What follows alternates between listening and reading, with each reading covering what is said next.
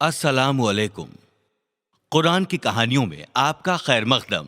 میرا نام عبدل ہے۔ اپنے اس پروگرام میں ہم آپ کو اسلام کے پیغمبروں کے بارے میں بتائیں گے۔ پیغمبروں کو اتنی عزت اس لیے بخشی جاتی ہے کیونکہ وہ اللہ کے حکموں کی تعمیل کرانے اس زمین پر اترے ہیں۔ پیغمبر امن کا پیغام لانے والے، جنہیں اللہ سبحانہ تعالیٰ نے چنا ہے ہم سب کی رہنمائی کے لیے۔ سارے پیغمبر جو اس دنیا میں آئے انہیں اپنے اپنے علاقے کے لوگوں کو اللہ کی نصیحتیں سمجھانے کے لیے طے شدہ وقت مقرر کیا گیا۔ انشاءاللہ آج ہم آپ کو اسلام کے پہلے پیغمبر کی داستان سنائیں گے، پیغمبر آدم علیہ السلام۔ تو شروع کرتے ہیں۔ بسم اللہ۔ داستان پیغمبر آدم علیہ السلام کی۔ پیغمبروں کی داستان آدم علیہ السلام کی داستان سے شروع ہوتی ہے۔ دنیا کے پہلے انسان۔ اللہ سبحانہ تعالیٰ نے دنیا کا پہلا انسان بنانے کے لیے دنیا کے کونے کونے سے مٹی لانے کے لیے فرشتوں کو بھیجا۔ فرشتے کئی برسوں تک الگ الگ طرح کی مٹی اکٹھا کرتے رہے، جس میں سے کچھ کڑک تھی، کچھ نرم، کچھ سفید اور کچھ کالی۔ اس مٹی سے اللہ نے پہلے انسان کی تعمیر کی اور اللہ نے اسے نام دیا آدم علیہ السلام۔ لیکن اللہ نے ابھی اس میں جان نہیں پھونکی۔ وہ ایسے ہی بت کی طرح 40 سالوں تک کھڑے رہے۔ ایک دن اللہ سبحانہ تعالیٰ نے انہیں روح سے عطا کیا۔ زندگی ملتے ہی آدم علیہ السلام حرکت میں آئے۔ انہوں نے چھینکا اور کہا، وہ پاک پروردگار بڑا مہربان ہے۔ انہوں نے اپنے آس پاس پھلوں کو دیکھا، لیکن اس کے پہلے کہ ان کے پیروں میں جان آتی وہ پھلوں کی طرف لپکے۔ وہ ان کی طرف کودے، لیکن وہ ایسا کیسے کر سکتے تھے کیونکہ ان کے پیر ابھی بھی مٹی کے تھے۔ اچھلنے کی کوشش میں وہ نیچے گر گئے۔ اللہ سبحانہ تعالیٰ نے سبھی فرشتوں کو پیغمبر کے سامنے سجدہ کرنے کا حکم دیا۔ فرشتوں نے حکم کی تعمیل کی اور سجدہ کیا۔ انہوں نے ایسا ان کی پرستش کے لیے نہیں بلکہ ان کو عزت دینے کے لیے کیا۔ ایک کے بعد ایک سب نے سجدہ کیا سوائے ابلیس کے۔ کیا آپ جانتے ہیں ابلیس کون تھا؟ ہاں، وہ شیطان تھا۔ ابلیس آگ سے بنا ہوا تھا۔ اس نے اپنے آپ کو پیغمبر سے بہتر بتایا۔ اس نے ان کے سامنے سجدہ کرنے سے منع کر دیا۔ اللہ سبحانہ تعالیٰ بہت ناراض ہوئے۔ انہیں ابلیس کی نافرمانی منظور نہیں تھی۔ انہوں نے ابلیس کو جنت سے بے دخل کر دیا اور کبھی واپس نہ آنے کا حکم دیا۔ شیطان کو احساس ہوا کہ اسے انسانوں کی وجہ سے سزا ملی ہے اور اس لیے وہ ان سے بہت ناراض تھا۔ بدلہ لینے کے لیے اس نے انسانوں کو گمراہ کرنے کا فیصلہ کیا۔ اس نے سازش رچی کہ انسان سچے خدا کی عبادت کے بجائے بت پرستی کرے۔ تب اللہ نے جنت میں موجود سارے جانوروں کے نام آدم علیہ السلام کو سکھائے۔ ان کے نام تھے شیر، بھیڑ، اونٹ، ہاتھی، فاختہ، مور اور بھی بہت سارے۔ اللہ سبحانہ تعالیٰ نے پیغمبر کو جنت میں پوری آزادی دی۔ وہ باغیچے میں سے کوئی بھی پھل کھا سکتے تھے۔ وہ جو چاہے کر سکتے تھے سوائے ایک چیز کے۔ انہیں صرف ایک درخت کا پھل کھانا منع تھا۔ اللہ نے پیغمبر سے کہا کہ انہیں اس پیڑ کا پھل نہیں کھانا ہے۔ پیغمبر تیار ہو گئے اور جنت میں اپنی زندگی خوشی سے بسر کرنے لگے۔ جنت کے سارے جانور ان کے دوست تھے۔ وہ اپنا زیادہ تر وقت جانوروں کے ساتھ کھیلنے میں ہی بتاتے۔ جو بھی ہو، پیغمبر تنہا ہی تو تھے۔ ان کے ساتھ وقت بتانے کے لیے کوئی انسان نہیں تھا۔ ایک رات جب پیغمبر سو رہے تھے، اللہ نے پہلی عورت کی تخلیق کی۔ اللہ سبحانہ تعالیٰ نے اس عورت کی تخلیق انسان کی پسلیوں سے کی۔ جب وہ جاگے تو اپنے بغل میں ایک عورت کو دیکھ کر حیرت میں پڑ گئے۔ انہوں نے اس کا نام حوا رکھا کیونکہ ان کی تخلیق جاندار چیز سے کی گئی تھی۔ وہ دونوں جنت میں ایک لمبے وقت تک خوشی خوشی رہے۔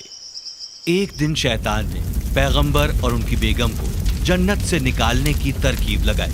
اس نے سانپ کی شکل اختیار کی اور پیغمبر اور حوا کو اس درخت کا راستہ دکھایا جس کا پھل کھانا حرام تھا۔ پر اس کے پہلے کہ وہ پھل کو پورا کھا پاتے وہ جان گئے کہ ان سے بڑا گناہ ہوا ہے۔ اب وہ درد، اداسی اور شرم سے لبریز ہو گئے۔ इल्म के फल को खाने के बाद उन्हें एहसास हुआ कि उनके जिस्म पर कोई पैरहन नहीं है। जिस्मों को ढकने के लिए वो पत्तियों की तरफ भागे।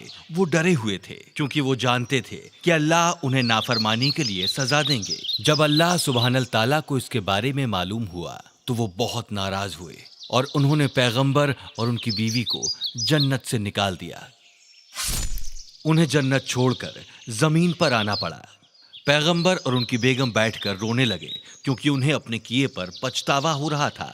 अल्लाह सुब्हानल ताला ने उन्हें माफ कर दिया क्योंकि उन्हें अपनी गलती का एहसास था। हकीकत यह है कि अल्लाह सुब्हानल ताला जानते थे कि सच्चाई क्या है। वो सब कुछ जानने वाले हैं। अल्लाह ने इंसानों पर कोई पाबंदी नहीं लगाई, उन्हें उनकी रजा अता की। पैगंबर जानते थे कि जमीन पर जिंदगी बसर करना बहुत मुश्किल होगा।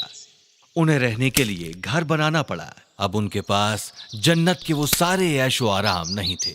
उन्हें गुजर बसर के लिए बहुत मेहनत करनी पड़ती। कुछ बरस बाद हव्वा जुड़वा बच्चों की मां बनी, एक लड़का और एक लड़की। उन्होंने लड़के का नाम काबिल रखा और इसके बाद उनके घर में फिर जुड़वा बच्चों की पैदाइश हुई। फिर एक लड़का और एक लड़की। इस बार उन्होंने लड़के का नाम हाबिल रखा। हाबिल और काबिल दोनों बड़े हो गए। काबिल खेती करता, खेतों में काम करता और फसल उगाता। जब हाबिल बड़ा हुआ तो वो एक गड़रिया बन गया और वो भेड़ों और दूसरे जानवरों की देखभाल करने लगा। जब हाबिल और काबिल जवान हुए तो पैगंबर ने उनकी शादी करने का फैसला किया। यह अल्लाह का दुनिया को आबाद करने का मंसूबा था, इसलिए उन्होंने दोनों भाइयों को एक दूसरे की जुड़वा बहन से शादी करने का फैसला सुनाया। काबिल की जुड़वा बहन खूबसूरत थी, जबकि हाबिल की बहन उतनी खूबसूरत नहीं थी। लिहाजा काबिल बिल्कुल भी खुश नहीं था और वो अपनी ही बहन से शादी करना चाहता था। उसने अल्लाह की मर्जी के खिलाफ अपने वालिद के हुक्म को मानने से इनकार कर दिया। पैगंबर कश्मकश में पड़ गए। वो अपने घर में अमन और सुकून चाहते थे, लिहाजा उन्होंने अल्लाह से मदद की गुजारिश की। अल्लाह ने दोनों बेटों को कुर्बानी देने का हुक्म सुनाया। मामला अब सुलझ गया। ये तय हुआ कि जिसकी कुर्बानी कबूल होगी उसकी शादी काबिल की बहन से होगी। हाबिल ने अपने झुंड में से सबसे अच्छे मेमने को चुना और उसे अल्लाह सुब्हानल ताला के सामने कुर्बानी के लिए पेश किया। लेकिन काबिल बेहतरीन फलों और सब्जियों को कुर्बानी के लिए पेश नहीं करना चाहता था। इसकी जगह उसने खराब सब्जियों और अनाज को चुना। अल्लाह सुब्हानल ताला ने हाबिल की कुर्बानी कबूल की और काबिल की नामंजूर। तब पैगंबर वहां मौजूद थे और ये तय किया गया कि हाबिल की शादी काबिल की बहन से होगी। लेकिन काबिल बिल्कुल भी खुश नहीं था। वो इतना नाराज था कि वो हाबिल को कत्ल करना चाहता था। एक दिन हाबिल बहुत देर तक घर नहीं लौटा। पैगंबर परेशान हो गए और उन्होंने काबिल को उसे ढूंढने के लिए कहा। काबिल तैयार हो गया और हाबिल को ढूंढने के लिए खेतों में गया। आखिरकार उसे हाबिल घर की तरफ लौटता नजर आया। काबिल अभी भी हाबिल से बहुत नाराज था। जब उसने हाबिल को देखा तो उससे कहा, मैं तुम्हें मार दूंगा। जब मैं खुश नहीं हूं तो तुम खुश कैसे रह सकते हो? हाबिल ने जवाब दिया, बेहतर यही होगा कि तुम अपनी नाखुशी की वजह खुद ढूंढो मेरे भाई। अल्लाह दिल से दी कुर्बानी को कबूल फरमाते हैं। काबिल ये सुनकर और नाराज हुआ और उसने हाबिल को मारने के लिए एक पत्थर उठा लिया। हाबिल ने यह देखा, हालांकि वो काबिल से कहीं ज्यादा ताकतवर था, लेकिन उसने कहा, अगर तुम मुझे मारने के लिए हाथ उठाते हो तो भी मैं तुम्हें कोई नुकसान नहीं पहुंचाऊंगा, क्योंकि मैं अल्लाह से डरता हूं। ये बात सुनकर काबिल और आग बबूला हो गया और उसने पत्थर मारकर उसका कत्ल कर दिया। ये दुनिया में हुई पहली मौत और किसी इंसान का किया पहला जुर्म था। जब काबिल को एहसास हुआ कि हाबिल की मौत हो चुकी है, वो बहुत डर गया और उसे मालूम नहीं था कि वो क्या करे। लिहाजा वो अपने गुनाह को छिपाने के तरीके सोचने लगा।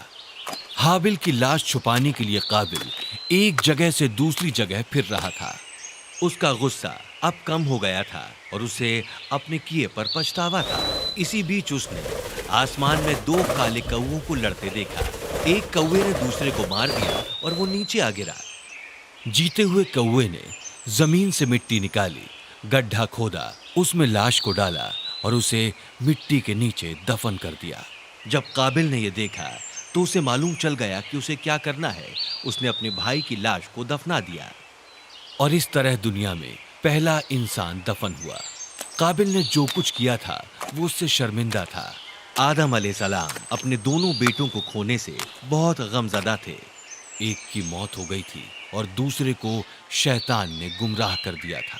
उन्होंने अपने बाकी बच्चों को शैतान के बारे में आगाह किया और अल्लाह सुब्हानल ताला की राह पर चलने की नसीहत दी। कई बरस बीत गए। आदम अलैहिस्सलाम अब बूढ़े हो गए और उनकी औलादें पूरी दुनिया में फैल गईं। जब पैगंबर को यह एहसास हुआ कि उनकी मौत नजदीक है तो उन्होंने सेथ को अपना वारिस बनाया।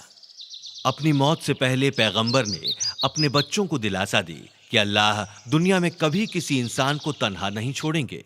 वो अपने पैगंबरों को रहनुमाई के लिए भेजेगा।